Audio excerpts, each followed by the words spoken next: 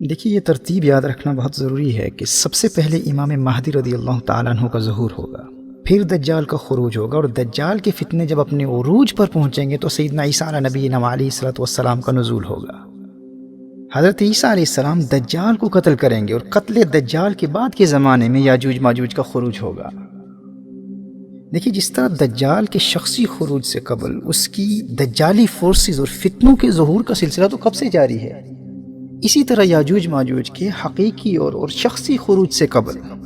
ان کے نظام کے نفاذ کی مختلف صورتیں اور پھر یاجوج ماجوج کی سٹانک فورسز اور نمائندگان کا خروج، یہ تو پہلے بھی ہو سکتا ہے، ہم اس کا ہرگز انکار نہیں کرتے۔ اور اسی کو علامہ اقبال علیہ رحمہ نے یاجوج ماجوج کے حوالے سے ملت اسلامیہ کو اپنے زمانے کے فتنوں اور مغربی تہذیب اور سیاسی اور معاشرتی نظام اور اخلاقی انحطاط کے نقصانات سے متنبہ کرتے ہوئے قرآن کریم کی ایک آیت کی روشنی میں بیان کیا تھا۔ کہا کہ کھل گئے یاجوج اور ماجوج کے لشکر تمام، چشم مسلم دیکھ لے تفسیر حرف ینسلون۔ اب اس کا ہرگز یہ مطلب نہیں ہے کہ یاجوج اور ماجوج کا قتل دجال کے زمانے کے بعد شخصی اور حقیقی خروج ہوگا ہی نہیں، ہم اس تصور کا انکار کرتے ہیں۔ تو اس ترتیب کو اچھی طرح ذہن نشین کر لیجئے۔ اس تعلق سے ایک ایکرونیم، ایک مخفف میرے ذہن میں آیا ہے، جس کے ذریعے یہ ترتیب آپ کو آسانی سے ازبر ہو جائے گی۔ آپ لفظ مدعی یاد کر لیں۔ مدعی دعویٰ کرنے والے کو کہتے ہیں، چونکہ دجال بھی ایک جھوٹا مدعی ہوگا، پہلے وہ ولایت کا دعویٰ کرے گا، پھر نبوت کا دعویٰ کرے گا، اور بالآخر خدائی کا جھوٹا دعویٰ کرے گا۔ تو اس لفظ مدعی کو علامات آخر الزمان سے دجال کے جھوٹے دعووں کے حوالے سے بھی ایک مناسبت اور مطابقت حاصل ہے۔ تو اگر آپ اس ایکرونیم کو، اس مخفف کو، لفظ مدعی کو یاد رکھیں گے تو علامات قیامت کی پہلی ترتیب کو آپ کبھی نہیں بھولیں گے۔ میم سے مہدی،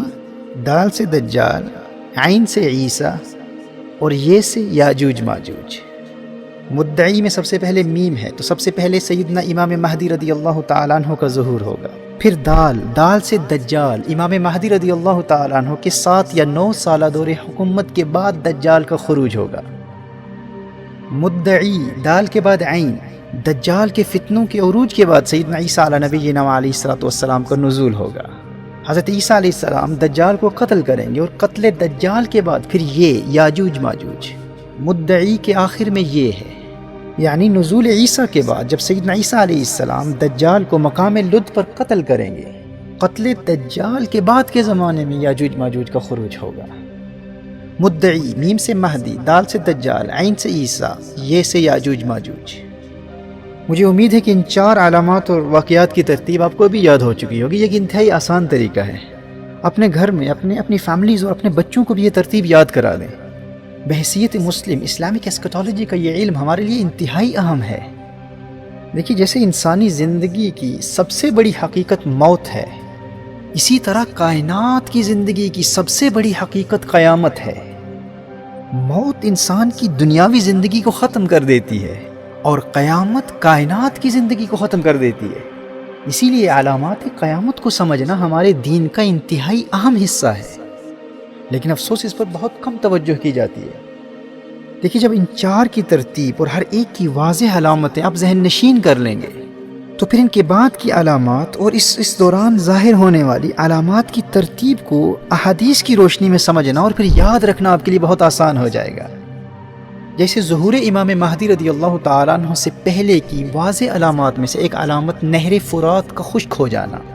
پھر دریائے فرات سے یوفریٹیز ریور سے سونے کا پہاڑ نمودار ہونا۔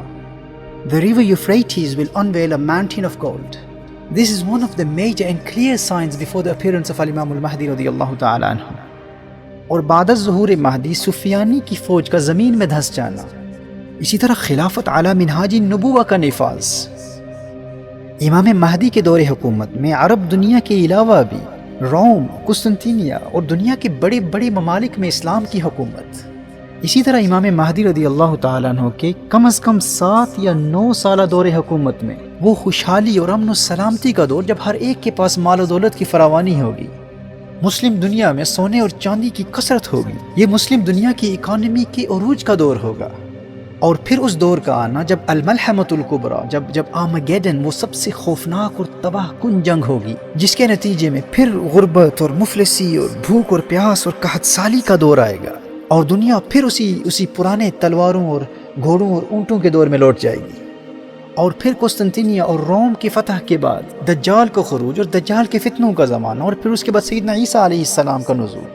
اور قتل دجال کے بعد پھر ایک مرتبہ وہ امن و سلامتی کا زمانہ جو حضرت امام مہدی رضی اللہ تعالیٰ عنہ کے دور خلافت میں چند سالوں کے لیے آیا تھا۔ اس مال و ثروت اور امن و سلامتی اور خوشحالی کے زمانے کا دوسری مرتبہ لوٹ آنا، اور اسی طرح یاجوج ماجوج کا خروج، پھر یاجوج ماجوج کی موت، اور پھر دخان کا، دھوئیں کا نکلنا، حضرت عیسیٰ علیہ السلام کا پردہ فرمانا، مسلمانوں کا حضرت عیسیٰ علیہ السلام کا جنازہ پڑھنا، مدینہ منورہ میں نبی کریم صلی اللہ تعالی علیہ وآلہ وسلم کے روضہ انور کے ساتھ حضرت عیسیٰ علیہ السلام کی تدفین، اسی طرح سورج کا مغرب سے طلوع ہونا، پھر توبہ کے دروازے کا بند ہو جانا، پھر دابۃ الارض کا خروج، زمین کے اس جانور کا حضرت سلیمان علیہ السلام کی انگوٹھی اور حضرت موسیٰ علیہ السلام کے عصا سے کفار کے چہروں کو سیاہ کر دینا اور مومنین کے چہروں کو روشن کر دینا، اور یوں کفار اور مومنین میں تفریق کرنا، اور پھر اس کے بعد کے زمانے میں شام اور یمن سے ایک ہوا کا چلنا اور اس کے ذریعے مومنین کی روح کا قبض ہو جانا، اور مومنین کی وفات کے بعد قبض ارواح مومنین کے بعد کفار کی جانوروں اور درندوں والی زندگی کا زمانہ، پھر نفخ صور اور آگ کا لوگوں کو میدان محشر کی طرف دھکیلنا، مردوں کا قبروں سے اٹھنا، حشر و نشر، اور پھر قیامت کا واقع ہو جانا۔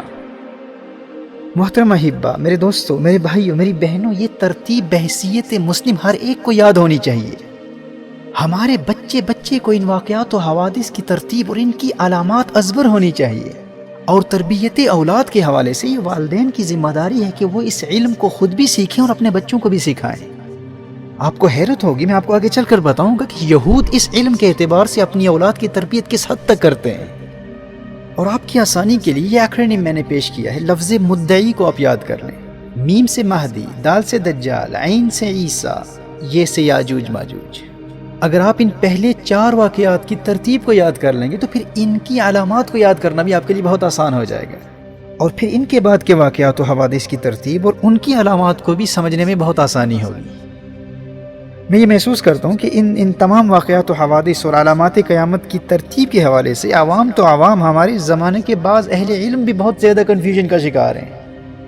اور بڑی بڑی کتابوں کے مطالعے اور طویل بیانات سننے کے بعد بھی احادیث مصطفیٰ صلی اللہ علیہ وآلہ وسلم کی روشنی میں ان واقعات کی ترتیب کو سمجھ نہیں پاتے۔ اس علم کے حوالے سے احادیث مصطفیٰ صلی اللہ علیہ وسلم کا مطالعہ بھی ضروری ہے، لیکن ان احادیث کی فقہ کو پڑھنا بھی ضروری ہے۔ اس علم کی فقہ کو پڑھے بغیر اس علم کو جاننے کی کوشش کرنے والے مزید شکوک و شبہات کا شکار ہو جاتے ہیں۔